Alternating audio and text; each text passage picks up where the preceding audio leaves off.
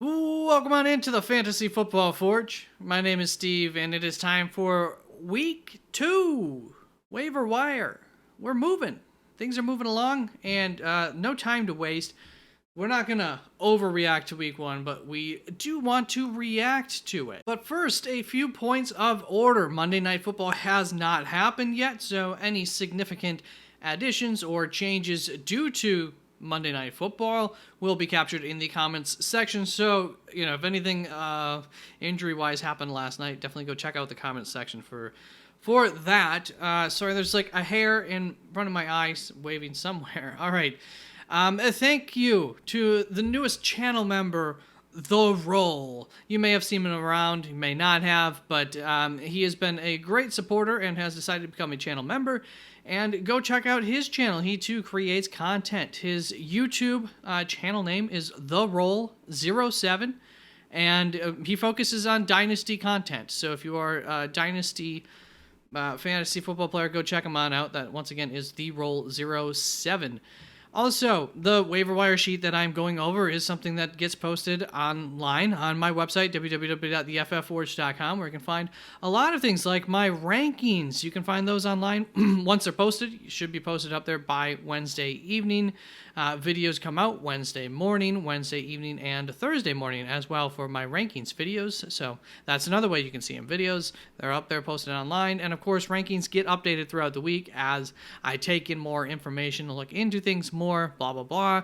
So don't just take the rankings at the beginning of the week for... Yeah, you can, but, they'll probably be changed throughout the week. So just keep that in mind. And if you want to see those change throughout the week, and if you have questions, like start-sit questions, maybe you just want to hang out, maybe you want to talk some football, whatever, I am live here on YouTube on Thursdays and Saturdays, both 6:30 Eastern Standard Time, p.m., and Sunday mornings, 2 hours prior to kickoff. And once we get to the holiday schedules, I'll update, the schedule as needed for those weeks. And then also, please, like, comment, subscribe. That's helpful. But let's get on into this. First of all, we're going to start off looking at previous injuries, just seeing who might be returning, how long it is until they're going to return, the most recent news on them, etc. So previous injuries, and I guess Jordan Love isn't really a previous injury, but he made it into this because it's been so long since Thursday. TJ Hawkinson, his ETA is week 7 yet. Thursday, Jordan Love, Thursday Love, 3 to 5 weeks is the expectation that I am going with for Jordan Love. Everything they've pointed towards says it's not quite a grade 2 MCL sprain. Grade 2 would be 4 to 6 weeks. So 3 to 5 to me seems like what the expectation is most likely to be. They're kind of hoping and expecting it to be on that shorter end, which would be great. But that's how long we're expecting to miss Jordan Love. T. Higgins' hamstring injury just happened week to week. I would not be anticipating having him this upcoming week. And week 2, and we all know that who knows how long. Hamstrings are fun like that. They can take a long time. Sometimes they're nothing, but once time is missed for them, usually it does take a little while, and they can linger. Hollywood Brown, shoulder AC joint, possible return. The timeline put him at only really, I had said early in the offseason, only missing 1 week. So he missed that 1 week. I know there was some murmurs about him possibly returning week 2 already, so we will see if he does, but it's possible. And I really don't know much about this Josh Downs ankle sprain. Obviously a pretty severe one. It happened going on close to a month ago, so we're probably right in that timeline. I put questionable. We'll see. He's probably day-to-day is maybe what I should have put.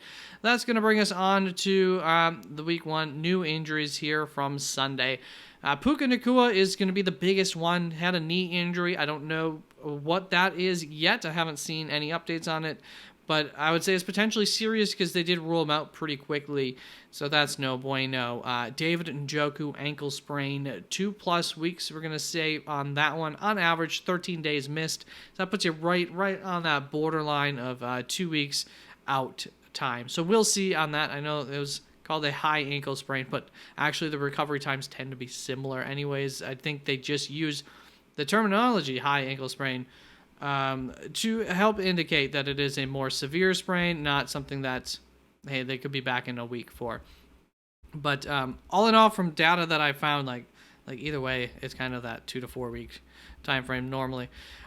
Jake Ferguson, MCL sprain. He is considered week to week, and the team has said that it's possible that he will be playing next week. And so I would assume that that is a grade 1 MCL sprain straight up, which means he could be back this coming week. That's possible. Jordan Addison, ankle injury.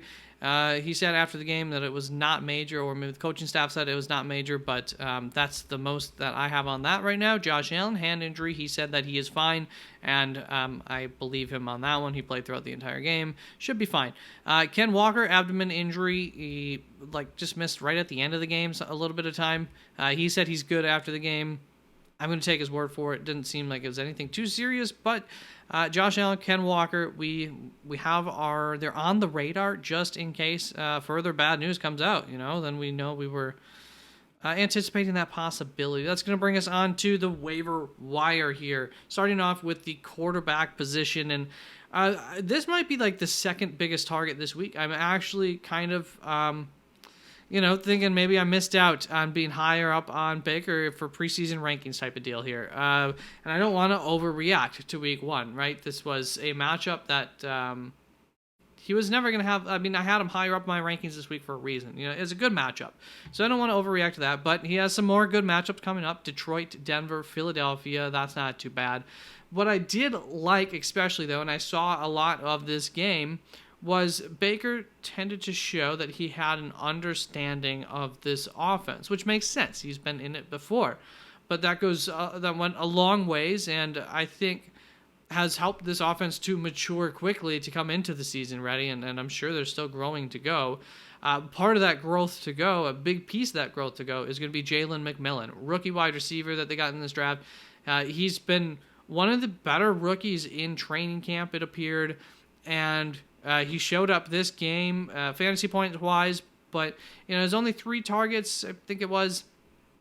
I'm not going all out on getting Jalen McMillan off the waiver wire. I still think he'll be relatively inconsistent, but if he can be that extra piece that Demarcus Robinson was down the stretch last year for the Los Angeles Rams, that kind of guy, I really like how things are shaping up. Jalen McMillan, I had concerns about him not being in the slot.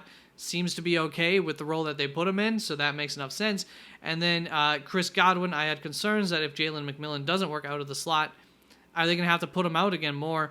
But I really like Chris Godwin working out of the slot. I've thought for the last couple of seasons that was weird that they didn't have him in there. And so, I think they're making a lot of good choices there in Tampa Bay. And I think that you can be relatively excited about Baker Mayfield's prospects throughout the season, especially in matchups like these over the next 3 weeks for them, hopefully. That's going to bring us on to my other 2 here. Matt Stafford, next week going up against Arizona. I'm optimistic about that, not really optimistic past that, and season long, I am concerned about his health. He took quite the beating already in week 1. That offensive line took quite the beating. Hopefully they can weather the storm. Hopefully he's not getting hit that much all season, because I don't think he'll last a whole season like that. Geno Smith, not so excited about for next week, but hey, if we're looking to replace Jordan Love for the next 3 weeks, here we go. Matt Stafford and Geno Smith combined can get us there, and Stafford you can drop after 1 week. Geno Smith going against Miami and Detroit in the coming weeks, so to me that presents some upside, and here is another player who maybe underestimated the upside for here. I do think that ultimately, because of top-end talent, I don't think Geno Smith is an elite quarterback. He's maybe a bit matchup dependent. I don't know that we can trust him against the best defenses in the league and just put him out there and play him. But this offense is going to be more aggressive, and thus could definitely make Geno Smith a more viable fantasy option this year than he was last year, is the short of it. So that's it. Those are the wide receivers that I am promoting. If you were with me last year, I think things got a little too complicated. I'm trying to keep things more simple and keep shorter lists here this year for the waiver wire. So I hope that you appreciate that, and that helps things to move along a little quicker and just better. Behind the scenes, I have some bigger lists that are watch lists and whatnot of guys, but I'm trying to parse through it and really present to you the ones who I have the most faith in. Running backs, I don't think it's a great week, but I do have a red alert here for Javonte Williams. Jaleel McLaughlin versus Javonte Williams, whatever. The split there in Denver was a heavy split early on in the offseason because I've been a McLaughlin hater until like the last 2 or 3 weeks. I was worried about Audric Estime eating into Javonte's workload and potentially becoming the RB1 with time throughout the season. It was a pretty darn close already in week 1, the split between Javonte and Jaleel. And to me, in this offense, until this offense gets better, which I'm sure it will throughout the season, I think it will, hopefully, for their sake, it really makes it hard to trust any of these running backs outside of it being a really good matchup where it's like, okay, I'll play you this week. But matchup dependency heavy there, and upside in favor of Jaleel McLaughlin. He had more receptions. That at least helps to give him, I think, a better floor than Javonte Williams. And through week 1 week, that has proven true. Jaleel was the better fantasy option. A little bit of smoke I want to ignore here as well. Jamal Williams of New Orleans. Absolutely, I do love Jamal, but I would not go chasing this week's production. That had everything to do with their opponent, Carolina. I thought about using Jamal in DFS. Like, this was always a possible outcome, in my opinion, and you can look back at how I talked about this matchup last week and my excitement for a certain wide receiver who did not do well, Chris Olave, in this matchup. I was not expecting much from Carolina. Not much at all, and we didn't get much at all. But just don't chase that smoke. All right, I don't know exactly what order I said things in, so I'm just going to refilm the last portion where I was talking about Alexander Mattison, but prior to that, you weren't able to see this, so Jaleel McLaughlin as my number 1 option, as I alluded to, and my number 2 option is Alexander Mattison here for the waiver wire running backs. Alexander Mattison outsnapped Zamir White, and he ran 2.5 times more routes than Zamir White. I do think that this shows that Alexander Mattison is going to be like that third down, receiving back kind of guy for this team. I do not necessarily think that this means that Alexander Mattison is the running back 1 for this team. However, he was for 1 week already. I think that this was due to Zamir White's inefficiency. He came out as the RB1 to begin with, but he was highly inefficient. He struggled to find lanes. I don't know that the lanes were there necessarily, but he wasn't doing good, and the moment that Alexander Mattison got a couple of opportunities, he made some of the biggest plays of the game, even for him too, the first couple of opportunities. And so I think the coaching staff felt, hey, a hot hand type of approach ended up occurring, even though I'm sure that wasn't the plan coming in. And so I do think that this usage could be a mirage. But I also think that it is worth finding out what happens next week. We've seen these things in the past. It's not like, this happened to Alexander Mattison last year. It's not like Zamir White is in some sort of position where the team's going to sit with him through thick or thin. He doesn't have, these laurels to rest upon where he's been such a great running back for the past 3 years. He's a stud.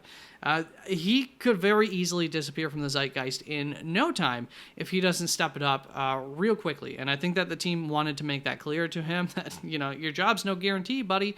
And that's why you end up seeing the results that we saw this last week. And I love Zamir White, but things are not guaranteed there. Alexander Mattison, worth having on the back end of your roster in case, because I do think that running back role for Las Vegas hopefully will be what I thought it was.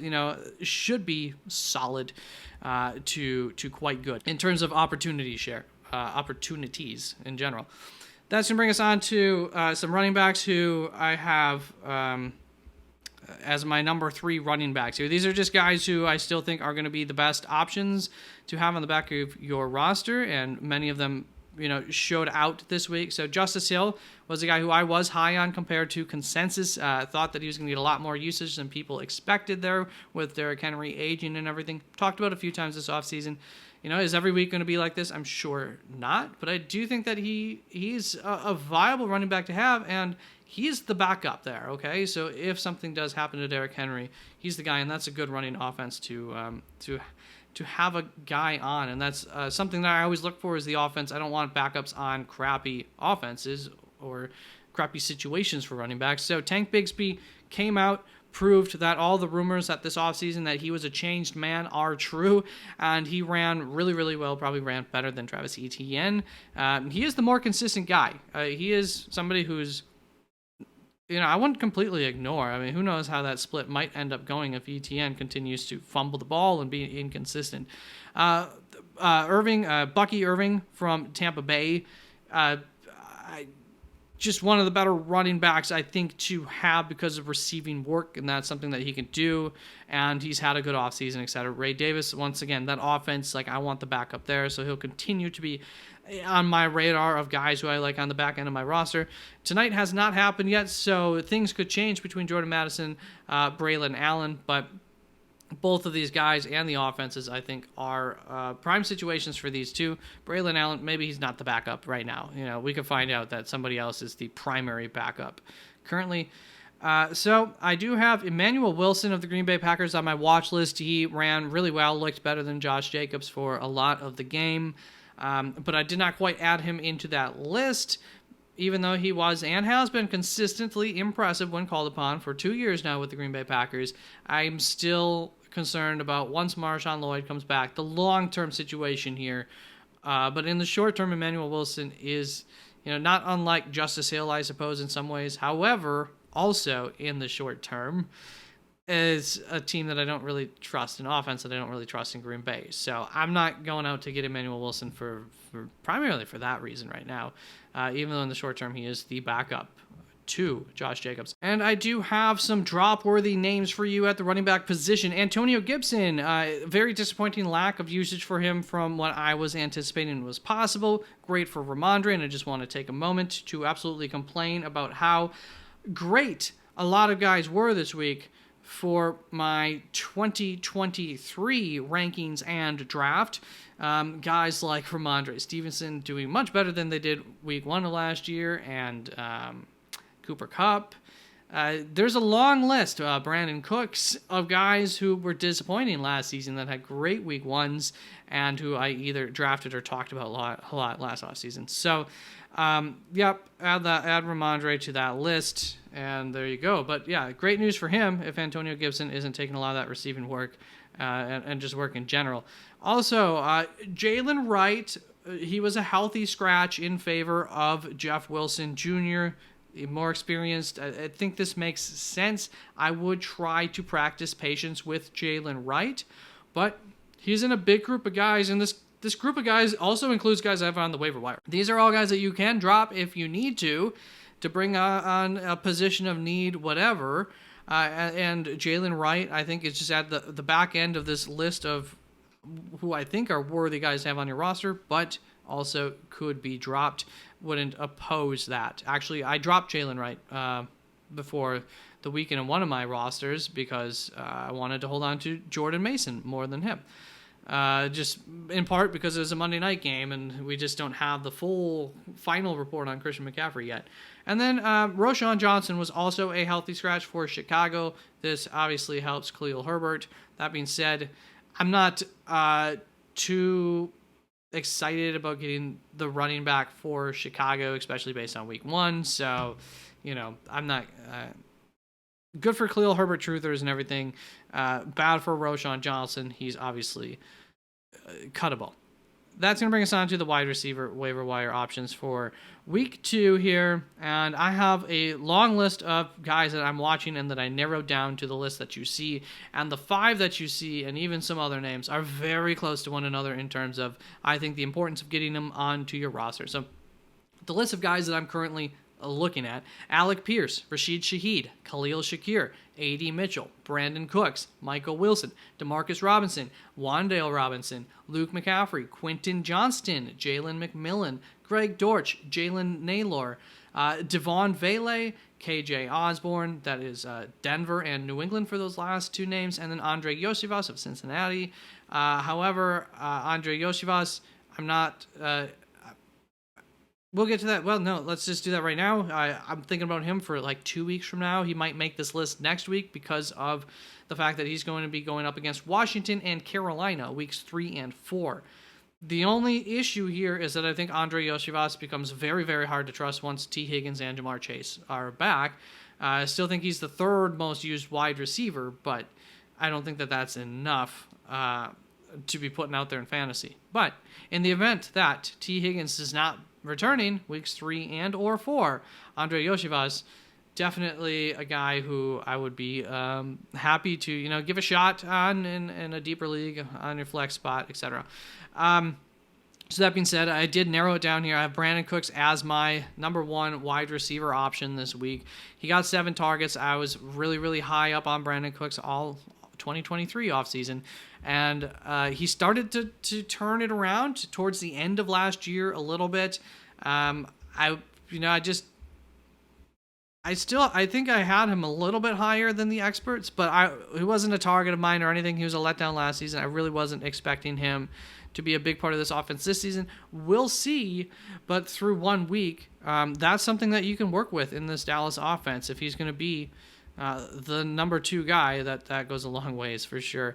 A.D. Mitchell, he had 5 targets this week. You might be surprised to see his name instead of Alec Pierce, who was the very successful fantasy player this week. Had one hell of a week. And he'll do that from time to time, right? And so will A.D. Mitchell. A.D. Mitchell had more targets. He also broke open deep in this game a couple of times, and AR didn't quite connect with him. Missed him, I think. Didn't see him maybe once. I'm going off of things that I heard in terms of that. But A.D. Mitchell, the first week of his career compared to Alec Pierce 4 years in here, did out-target him. I think long-term here, I'm looking for A.D. Mitchell. If I'm thinking, daily fantasy football next week, I'm still probably would rather bet on Alec Pierce than A.D. Mitchell, depending on the difference in price. But long-term here, I'm going A.D. Mitchell. That was, I think, a promising first week for him. And all it needs is that connection to happen. And things could have looked different this past week, honestly. It was very close to looking different in favor of A.D. Mitchell. So that's where I'm putting my chips in. Then there's a couple of guys who really is full PPR that I'm most on these guys. And obviously it's because they had a lot of targets. I think it was 12 for Wan'Dale Robinson and maybe 10 or maybe it was only 8, but quite a few for Greg Dortch. These are my full PPR guys, and in part because of their matchups next week is why they're this high up on this list as well. Both of these guys, you can argue, long-term will not have this kind of target share because there are the 2 highest drafted wide receiver rookies are on each of these teams. In the case of Wan'Dale Robinson, of course, we expect that Malik Neighbors will increase his target share from what he had this week, which wasn't terrible. And in the case of Greg Dortch, of course, we expect Marvin Harrison Jr. to get more involved with this offense as the season goes along. But for next week, I am digging the matchups here. If you're in a full PPR league, you're looking for some sort of safe floor in your flex spot, whatever. That was a lot of targets, and Washington, I think, has one of the worst defenses in the league, especially in the secondary. Greg Dortch going up against Los Angeles Rams, I think also a susceptible defense. We'll see for sure as the season goes along, but could be another week where Greg Dortch sees a good amount of targets. And then DeMarcus Robinson, he had 7 targets, and of course this is in part, I was high up on DeMarcus Robinson in the offseason, and just relative, but just kind of outside of the number of wide receivers that even get drafted for me. But anyways, he had, there were promising factors about DeMarcus Robinson and the potential of how good of a fantasy player he could be down the stretch last year. And my major concern, and why I don't have him a little higher on this list here, is that a DeMarcus Robinson with more targets, less distractions across the offense, will be less efficient and thus just not very good for fantasy football. I think that the DeMarcus Robinson that gets 3 or 4 targets a game, catches 1 or 2 of them for quite a few yards and probably a touchdown is the DeMarcus Robinson that I want when that connection happens. Very boom or bust, but I just don't know that a more target DeMarcus Robinson makes for a better DeMarcus Robinson. More responsibility on his plate. I don't know, yet to be seen, but there is an opportunity there that in especially deeper leagues, I'm willing to take a shot on. Guys who I'm willing to, drop to get these guys on my rosters, take a chance on them, or, any number of guys who I listed already. Josh Palmer, number 1 here. These aren't in any kind of order. It's not like Josh Palmer's the most out of this. In fact, one of the Green Bay wide receivers would be the most easy to drop for me. But Josh Palmer, Had 4 targets last week. Quentin Johnston had 5 targets. I'm a little bit surprised by the Quentin Johnston. I know things were turning around for him in camp, so not fully surprised. I cooled off a little bit on Josh Palmer towards the end of the offseason here. And it really does have to do with if Josh Palmer's not getting 8 targets, if Quentin Johnston's eating into that, and he already is in week 1, then the floor that I liked Josh Palmer for isn't there. So I don't really want that. So we'll see what happens in week 2. I'm not saying that you have to drop Josh Palmer. I'm not saying that this is, for sure how the future is going to go for this Los Angeles Chargers offense and how the target share works out. But at the very least, we have a little bit of a data point and one more of that, and I'm probably out on him. Green Bay Packers wide receivers not named Jaden Reed, I think, are droppable. That does include Christian Watson. I'm not... I'm going to want to pick up these guys in like 3 or 4 weeks again. But I'm okay dropping Christian Watson. Now, that being said, I don't know that I'm dropping him for anybody that's available, unless you really, really believe heavily in them. If you're a Dallas Cowboys fan and you believe heavily in Brandon Cook's potential here, I think Brandon Cooks could definitely outproduce A.D. Mitchell, could outproduce Christian Watson this season. But... whatever, they're not going to be very usable for roughly a month here, and outside of those top 2, for sure, drop them for somebody. And if you don't have deep benches, if there's somebody available out there at this position or another position that you really, really want to add onto your roster, I'd be okay with it. And Curtis Samuel only had 2 targets, somebody I've not been on the offseason. Now, this Buffalo passing attack wasn't really prolific, didn't look great, so who knows how representative this is of what it'll look like in 6 weeks from now. But, I'm okay dropping Curtis Samuel. I was okay not drafting him to begin with. Anyways, that's going to bring us on to the tight end waiver wire options. I think number 1 is just obvious. Isaiah Likely, go for it. I was higher on him this offseason, as I was all of these guys except for Colby Parkinson, who I did not even have on my draft list, I don't think. But Isaiah Likely, I think, is the second best wide receiver. I don't want to call him a better receiver than Mark Andrews yet, but he is the second best wide receiver, I think, on this team.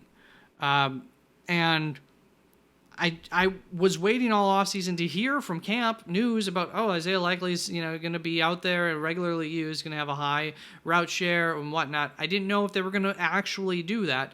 I talked about it early on in the offseason, probably from my first tight ends video, about why I liked Isaiah Likely's potential in this offense.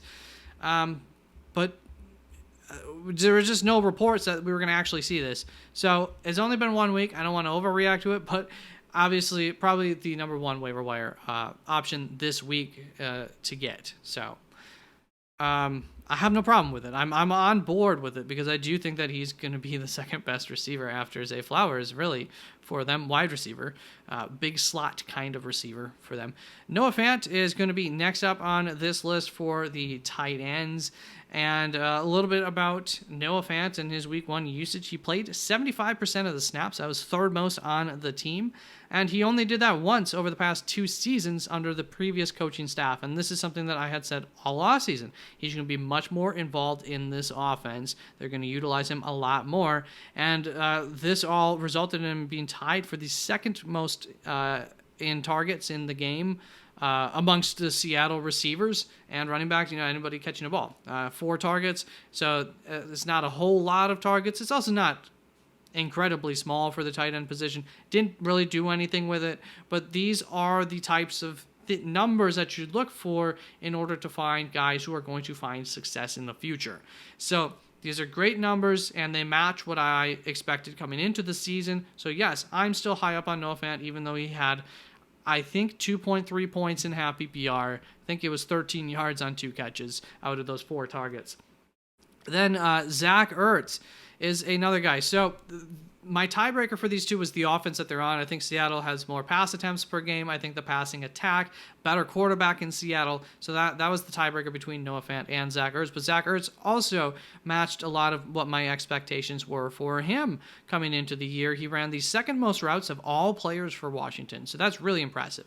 Only one guy who ran more routes than him, obviously, it should be Terry McLaurin. And he was a part of a 4-way tie for being the most targeted. So he's on the field all the time, and he's getting targeted as high of a rate so far in the season as high of a rate as anybody else on the team. So that's also good.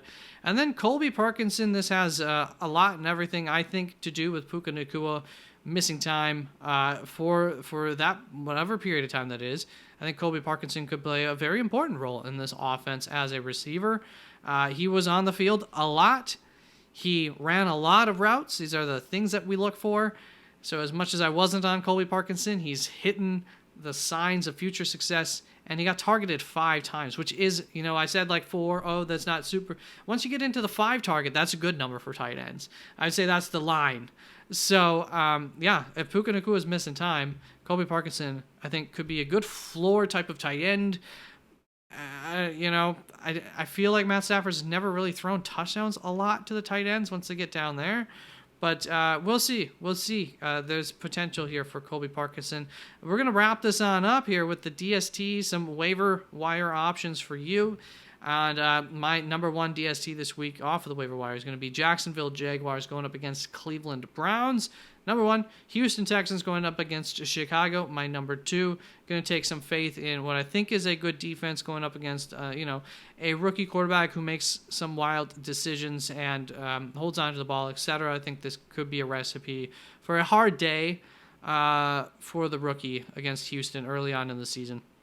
And then Malik Willis, I really have zero faith in, and I think will give plenty of opportunities to this Indianapolis Colts defense to look much better than they looked in Week 1 and get some sacks, get some interceptions, etc. So that does excite me. The only thing would be if Green Bay can establish the run. Indianapolis is supposed to be good against that, but they just allowed a lot of yards against Houston last week. So that's Green Bay's ticket out of to a victory. It's going to be that running game. But as soon as that fails, as soon as they fall behind, watch out. Not watch out, but that Indy defense could come up with some turnover points. All right, that is it for the Week 2 waiver wire. Once again, this is all up on the website. Thank you so much for tuning on in, and the rankings will be coming out soon. So look out for those, and always come visit me live and whatnot. Peace out.